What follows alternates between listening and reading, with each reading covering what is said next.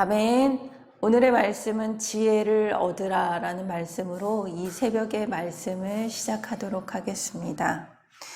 우리가 지난 수요 성사학당 시간에 그 성경의 숲을 보면서 성경은 여러 가지 사건과 또 이야기로 엮어진 말씀이지만 결국 하나의 줄, 즉 예수 그리스도로 깨어진다라고 우리가 묵상해 왔습니다. 그렇다면 이 잠언의 말씀이 지혜를 전하는 말씀인데 이 말씀이 어디서 예수 그리스도를 찾을 수 있느냐? 바로 오늘 말씀에서 그 답을 찾을 수 있습니다. 하나님의 지혜는 성자 예수 그리스도를 가리키고 있습니다. 신약 성경에는 여러 말씀들을 통해서 예수 그리스도를 지혜로 말씀하고 계십니다. 그 이유는 예수님이 완전한 지혜자이시기 때문입니다. 누가복음 2장 50절에 예수님의 그 어린 시절을 이렇게 기록하고 있습니다.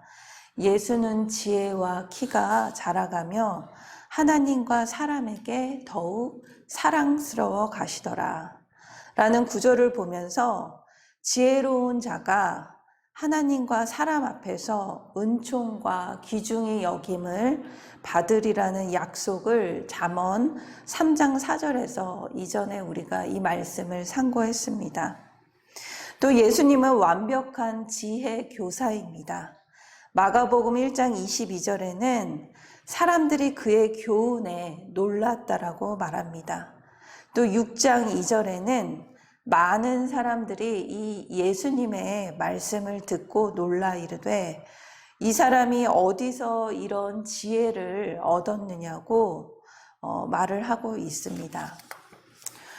신약 성경에서 예수 그리스도를 하나님의 지혜라고 이야기하는데 또 서신서에서는 고린도 1장 24절에서는 오직 부르심을 받은 자들에게는 유대인에게나 헬라인에게나 그리스도는 하나님의 능력이요 하나님의 지혜니라 라고 말씀하고 있습니다.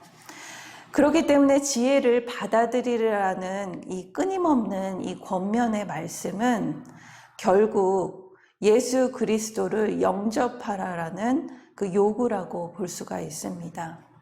이것을 1장에서 9장까지 끊임없이 지혜를 얻으라, 지혜를 받으라, 지혜를 들으라 라고 강조하고 있습니다.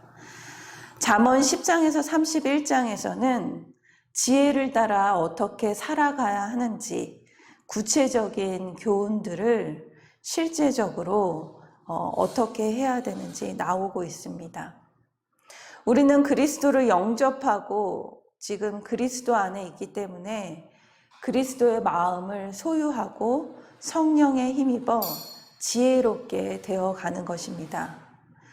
그래서 잠언의 말씀은 우리에게 율법처럼 이런 경우에는 이렇게 행하고 이런 경우에는 저렇게 행하라 라고 방법만을 알려주는 것이 아니라 그리스도 안에서 하나님의 은혜의 그 뜻 가운데 그 은혜에 대한 우리의 응답으로 읽어내려 가야 합니다. 지혜이신 성자 하나님께서 태초에 성부와 성령과 함께 천지를 창조하셨습니다. 그래서 지혜자도 창조주이십니다. 이것을 22절에서 29절까지 태초에 내가 있었다라고 계속 반복해서 말씀하십니다. 23절에서 25절의 말씀입니다. 만세 전부터 태초부터 땅이 생기기 전부터 내가 세움을 받았나니 아직 바다가 생기지 아니하였고 큰 샘들이 있기 전에 내가 이미 났으며 산이 세워지기 전에 언덕이 생기기 전에 내가 이미 났으니 땅과 바다와 또 산과 하늘이 생기기 전부터 내가 거기 있었다고 말씀하십니다.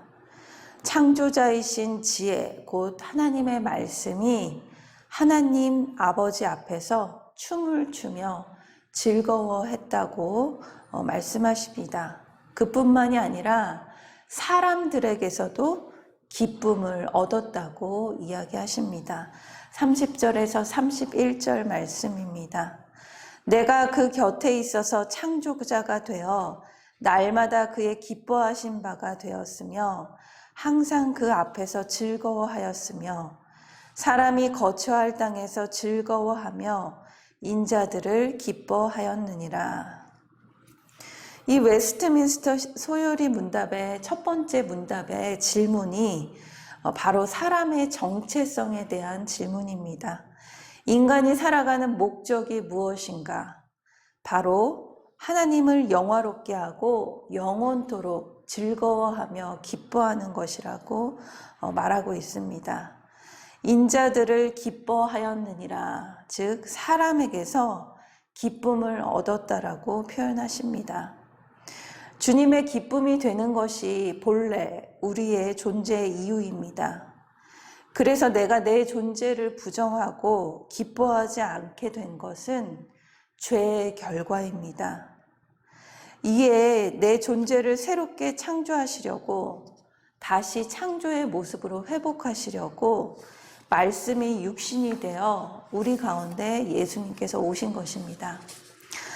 함께 묵상하길 원합니다. 나는 무엇을 기쁨으로 두고 살아가고 있습니까? 내가 사는 목적은 무엇입니까?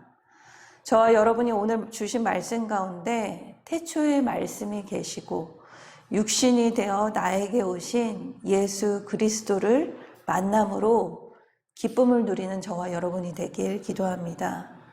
비록 나의 모습이 세상의 여러 소리와 세상의 여러 시선으로 판단으로 구겨지고 때로는 찢겨져도 우리의 존재 가치는 변함이 없습니다. 우리는 주님의 자녀이기 때문입니다. 창조자이신 지혜가 나를 자녀로 부르십니다. 내 아들아, 이제 들으라 라고 말씀하십니다. 32절 말씀입니다. 아들들아, 이제 내게 들으라. 내 도를 지키는 자가 복이 있느니라.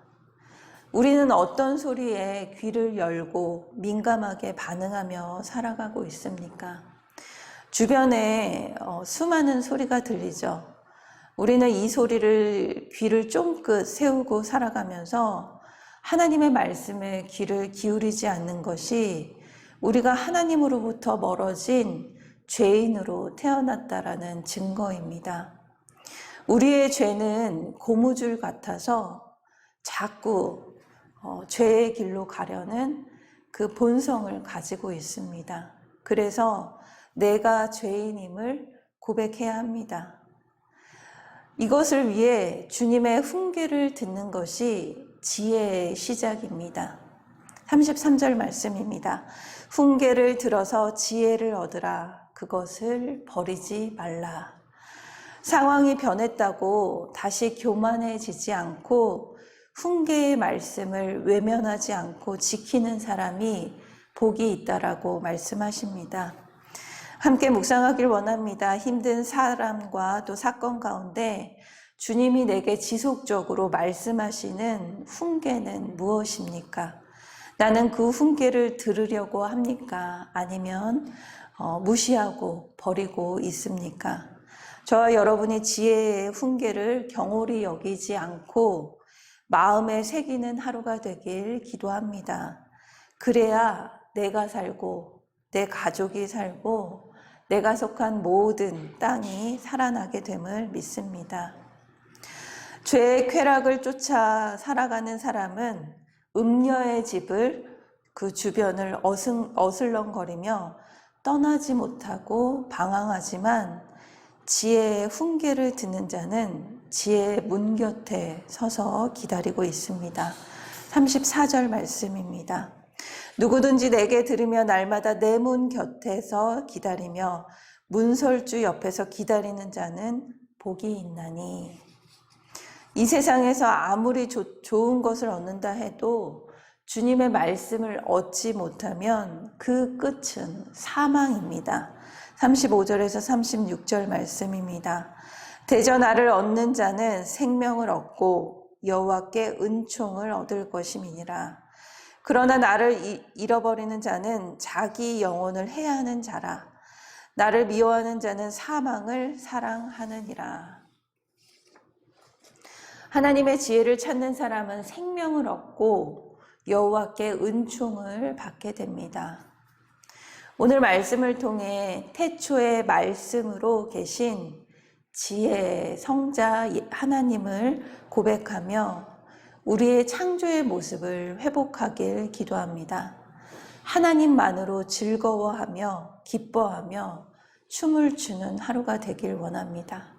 그리고 우리 자녀들을 볼 때, 우리 배우자를 볼 때, 우리 가족을 볼 때 그런 눈으로 보길 기도합니다. 하나님께서 기뻐하시는 우리 모든 소명의 공동체가 되길 기도합니다. 그렇게 힘든 고난의 사건 가운데서도 주님이 주시는 훈계의 말씀을 오늘도 우리는 귀를 쫑긋 듣고 생명의 은총의 복을 누리는 저와 여러분이 되길 간절히 기도합니다. 다 같이 기도하도록 하겠습니다. 사랑의 하나님, 태초에 세상을 창조하시고 주님께서 나의 이름을 아시고 내 존재만으로 기뻐하신다는 말씀이 너무나 위로가 되고 너무나 기쁨이 됩니다. 그 말씀을 전적으로 믿고 신뢰하며 나아갑니다. 하나님만으로 나의 자존감이 회복되길 기도합니다. 때로는 세상의 소리에, 세상의 판단에 나의 모습이 구겨져도 주님의 말씀으로 구겨진 내 모습이 매일 회복되길 기도합니다. 오늘도 주님의 집인 주님의 교회 안에서 말씀을 듣고 순종하는 복된 삶으로 인도하여 주시옵소서. 감사드리며 예수님의 이름으로 기도드립니다. 아멘.